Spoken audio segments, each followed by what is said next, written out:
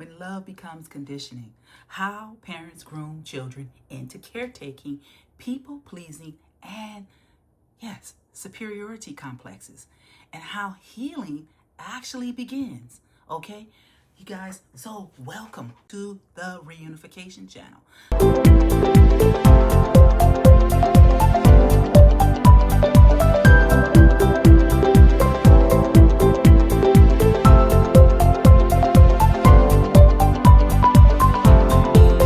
Some children are not raised to become themselves. They're raised to become emotional survival strategies. Yes, and some children are trained to become those caretakers from the very moment that they are born. Others are trained to become exceptional, superiority, narcissistic, untouchable, admired children. And some are trained to disappear underneath others. Yes, others are trained to stand above others, but underneath both roles is the same womb, you guys, okay? So, welcome to the Reunification channel once again. The child learns that love is conditional, that their worth depends on what role they play inside the family system. So, instead of developing a stable sense of self, guess what? They develop, a survival identity. Yes, a identity built around usefulness, emotional management, performance, perfection, admiration, superiority, or self-erasure. This is psychological grooming, and many adults are living inside patterns that were created in their childhood. People-pleasing, chronic guilt, perfectionism, emotional suppression, superiority complexes, hyper-independence, emotional emptiness, relational dysfunction, or the constant need to prove their worth. This is not about blaming parents for everything.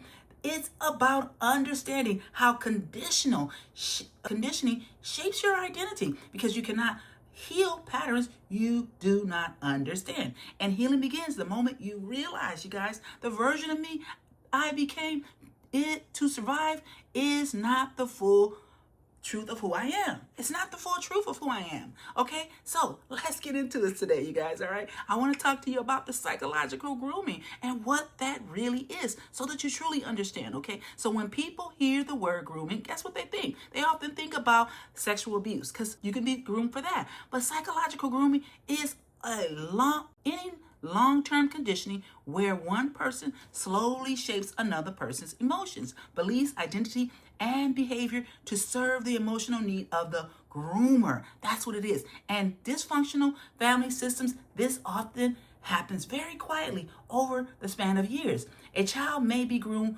to suppress their emotions, prioritize others, carry adult emotional burdens, seek constant validation, become perfect, stay dependent, avoid individuality, or believe they are superior to others. Yes, children adapt because attachment is survival. A child cannot simply walk away from caregivers as a child. So the nervous system, guess what? It asks, who do I need to become to stay emotionally safe, loved, and connected, or protected here? Who do I need to become? Okay, so over time, that adaptation becomes their personality. Yes, all right, so it's not the child's fault. The two main survival roles in many dysfunctional families, children unconsciously move towards one or two of these survival identities. Okay, so they either move towards the caretaker, I stay safe by serving people, I stay safe, or they may become the superior child.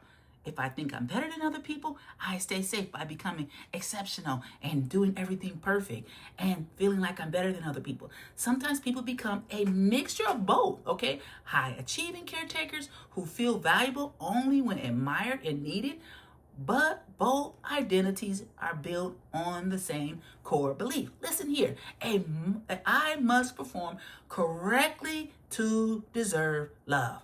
That's what this dysfunctional family system teaches us. I need to perform correctly to receive love. The grooming of the caretaker. So let's get into that. The parentification. One of the most common ones of this grooming is emotional grooming.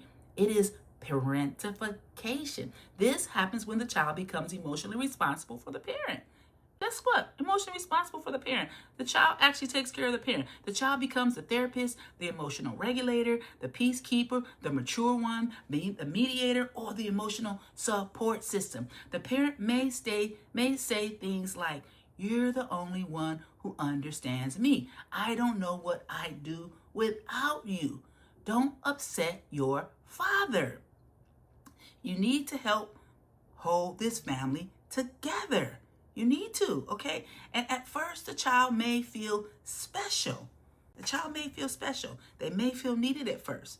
They may feel better than maybe the other siblings or something like that.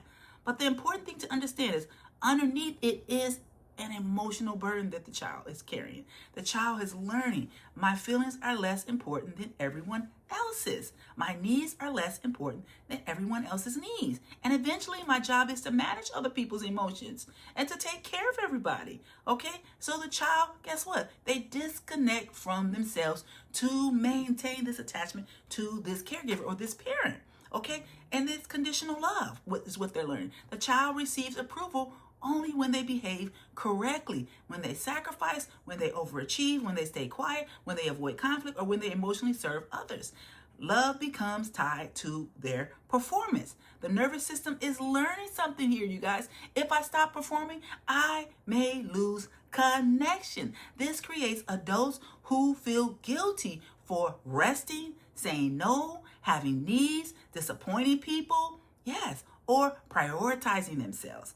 Or they feel because self-abandonment becomes their survival. This is the way that they survive, okay? And this can happen with the narcissistic thing too, the guilt conditioning. In these environments, boundaries are often punished, okay? The parent may respond with rage, disappointment, silent treatment, emotional collapse, manipulation, or victimhood if the child tries to change this. The child learns other people's emotions are my responsibility. So they grow into hyper-vigilant adults, constantly scanning for emotional danger, always monitoring everything. Facial expressions, people's tones, the shifts, their mood, the tensions, and all these are signs of rejection for them. Their nervous system becomes organized around preventing conflict. Yes, so grooming the child is into superiority and the narcissistic identity. Let's get into that. Not every child in a dysfunctional family is groomed into becoming a caretaker. Like I said, there's two different paths they may go on. Some children are groomed into believing they are superior to other people. And sometimes one parent might do the grooming for narcissism and one might do the caretaking. Okay, it's important. It's intelligent. They're deserving. They're criticized. The ordinary people, okay? That's what they say. You criticize those people. This is extremely common in narcissistic family systems, okay? Because narcissistic parents often do not see their child as a separate human being. They see them as an extension of themselves. So they see the child as an extension, you guys. Think about that. A reflection of their status in life. So that's why they do this. So you're a reflection of my status. So you need to do things a certain way. This is their source of validation, the child becomes, or proof of their own importance in life. So instead of teaching the child healthy self-worth, they teach the child psychological superiority. And that's the roots of their narcissism, okay? So the parent may constantly communicate messages to them like, you're better than other people, are jealous of you. Nobody else understands us. Ordinary people are beneath you. You don't need to be around those kids, all right? Weak people deserve what happens to them. You're special. You come from greatness. Never let people think they're equal to you. Guess what? The child absorbs this because children naturally internalize the worldview of their caregivers in a lot of cases. Yes, most cases, okay? But underneath this conditioning is not true confidence. They're not building true confidence in that child. It is fear-based identity construction because the hidden message here is you are only valuable if you remain exceptional. So the child develops a nervous system built around comparison. Yes, performance and image status. Yes, admiration and superiority. Instead of learning empathy, emotional security, stable self-worth, or authentic connection, they never learn that, okay? The psychological split that happens here.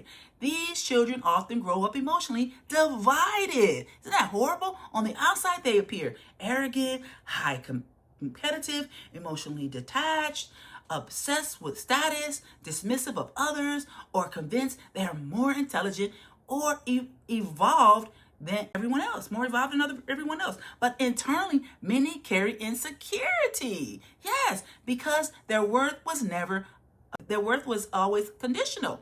Okay, it was always conditional. It always depended on their superiority, impressive admiration, or anything like that, you guys. So underneath the superiority, fear of failure, fear of humiliation, fear of vulnerability, fear of being ordinary, and fear of shame. So the outer self says, I'm better than other people. The inner self fears. The inner self simply fears. If I stop being special, I become worthless. So they don't want to stop being. They don't want to be worthless, okay? This is why narcissistic conditioning often creates emotional fragility underneath the grandiosity, okay? Because the ego becomes a survival structure, not a stable identity, right? You understand what I'm saying? So why they look down on other people? You need to understand that. One of the hardest truths to understand is that many superiority conditioned people were trained to look down on others as a defense against shame. It's a defense system. If the child was taught, guess what? Vulnerability is weakness. That's what they were taught. You don't need to be vulnerable. Emotions are embarrassing. You're embarrassing me. You're crying. Ordinary people are inferior. Needing others is pathetic, okay? And failure makes you worthless. This is all the evil conditioning here. And then superiority becomes a psychological protection. Looking down on others temporarily protects them from confronting their own insecurity. All right? Comparison becomes emotional regulation. Dominance becomes safety. Being better becomes the only way they know how to feel valuable. But this creates emotional disconnection with other people because real connection requires, guess what? Equality. And someone who was groomed to feel superior often struggles to relate to other people without comparison, without being hierarchy, without control, without validation, or without competition. Yes. So nervous system impact, okay, is major. Whether someone becomes a caretaker or develops superiority conditioning, the nervous system adapts around survival. This can create chronic anxiety, hypervigilance, emotional suppression, people-pleasing, perfectionism, fear of criticism, emotional numbness, unstable self-worth, burnout, emotional isolation, relational dysfunction, or identity confusion. So many survivors eventually say, I don't know who I actually am, because survival became stronger than authenticity. That's all. That was the only thing they were able to do, was to try to survive this, okay? So why these patterns continue into adulthood? Let's get into that. The nervous system confuses familiarity with safety. So caretakers often attract narcissists, emotionally unavailable people. That's what caretakers attract. Chronic relationships or people who need saving. Yes, that's what they attract. And superiority conditioned people often become dependent on admiration, achievement, status, validation, comparison, or control, because both identities are trying to solve the same wound. Am I still worthy if I stop performing? Am I still worthy? It's such a horrible cycle, you guys. So healing begins with awareness. That's what we do here at the Reunification channel. Awareness. The first stage of healing is recognizing this was conditioning, not my identity. People pleasing minimize what happened because my parents provided for me. Others had it worse. They tried their best, okay? So this is what you need to understand. But emotional grooming creates invisible wounds. And awareness, guess what? It breaks the cycle. Awareness breaks the cycle. Well, knowing is half the battle. Separating worth from performance. Let's do that. This is one of the hardest parts of this healing journey. You need to understand. The caretaker must learn. I do not exist only to serve people. No, okay? The superiority conditioned person must learn this. All right? I do not need to be above others to matter. I do not need to be above others to matter. Both people are healing the same core wound. Conditional worth. Yes, this is a worth issue here. Can you believe that? Healing, real healing begins when people understand this, okay? Your value is not earned through usefulness, perfection, admiration, sacrifice, or superiority. That's not where your worth is earned, okay? So let's rebuild your identity. Many survivors were never allowed to fully become themselves. So healing asks, what do I actually feel? That's what you need to do. What do I actually feel? What do I enjoy? What do I truly believe? What relationships feel safe instead of familiar? And who am I without the role I was trained to play? This stage can feel terrifying, you guys, but authenticity once felt unsafe, but healing is the gradual process of becoming real instead of adaptive, okay? So, you guys, this is great. Learning emotional regulation, because you got to emotionally regulate here. Healing is not just intellectual, it's a nervous system work. Nervous system work, okay? The body must slowly learn. Rest is safe. Boundaries are safe, okay? Conflict is survivable, and vulnerability is not weakness, you guys. Imperfection does not destroy worth, and love does not need to be earned through performance. At first, healthy behavior can feel deeply uncomfortable because dysfunction once felt normal. Okay, so let's grieve the lost self. Okay, let's grieve it. Eventually, many survivors realize this. They were never fully seen. They adapted too early. They became what the environment, demanded them to be. And they abandoned parts of themselves to survive. Yes, survive this rejection. Okay, survive this trauma. Okay, so grief. Okay, let's talk about that. The childhood they didn't get, the identity that never formed, the years spent performing to survive. But grief is not weakness, you guys. Grief is truth finally surfacing. Grief is truth finally surfacing. Okay, so let's close this out, you guys. This is a wonderful segment. Children survive becoming needed. Others survive by becoming exceptional. One child learns, I must disappear beneath others. Another learns, I must rise above others. I must disappear above others. I must rise above others. Okay, you see the difference? But both children are shaped by the same fear. The core fear, you guys. What will I still be loved if I'm simply human? Imagine that. This is the real wound beneath emotional grooming, okay? All right, I hope you get this powerful segment today. And healing is not becoming selfish, okay? Healing is not becoming selfish. It's not becoming weak either. This is not destroying yourself with shame. It's not about that either.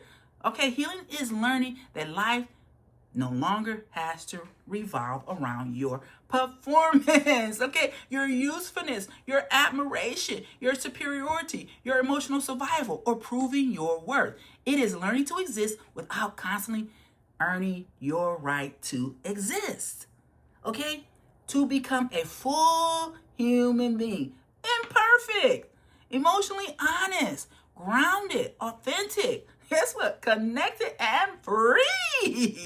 Okay, because the role you were trained to play is not the entirety of who you are. Okay, so thank you for joining me on the Reunification channel. This is Crystal Booth, and I'll see you in the next one. Bye-bye.